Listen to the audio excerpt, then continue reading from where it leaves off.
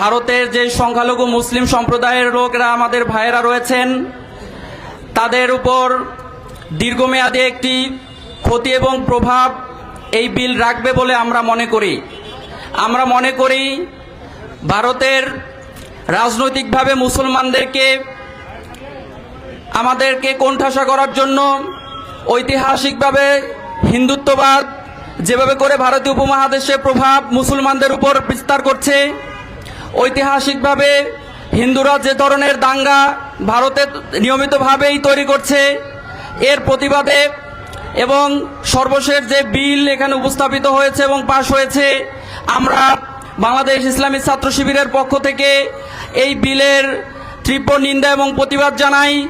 একই সাথে বাংলাদেশের মুসলমান সহ বিশ্বের সকল মুসলিমদেরকে এই বিল প্রতিবাদে আমাদেরকে আন্দোলনের মাধ্যমে এই ভারতের যে অহিন্দুত্ববাদ এবং রাজনৈতিকভাবে মুসলমানদেরকে যেই কোণঠাসা করার যে চক্রান্ত, দীর্ঘমেয়াদী যেই প্রভাব মুসলমানদের উপর পড়বে, আমরা মুসলমানদেরকে সেটা বোঝা এবং এই আন্দোলনে শরিক হয়ে এর প্রতিবাদ জানানোর জন্য উদাত্ত আহ্বান জানাচ্ছি।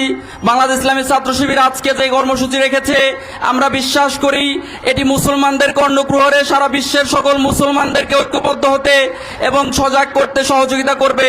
আমরা ভারতকে উদাত্ত আহ্বান জানাই যে সংখ্যালঘু আইন, সংখ্যালঘুদের উপর আপনাদের যে নীতি, সেই নীতি থেকে আপনারা সরে আসেন। আমরা গভীর উদ্বেগ প্রকাশ করছি আজকের এই মানববন্ধনের পক্ষ থেকে। আমি আমাদের আজকের এই কর্মসূচির সফলতা কামনা করে আমি আমার সংক্ষিপ্ত বক্তব্য এখানে শেষ করছি। আসসালামু আলাইকুম ওয়া রাহমাতুল্লাহ।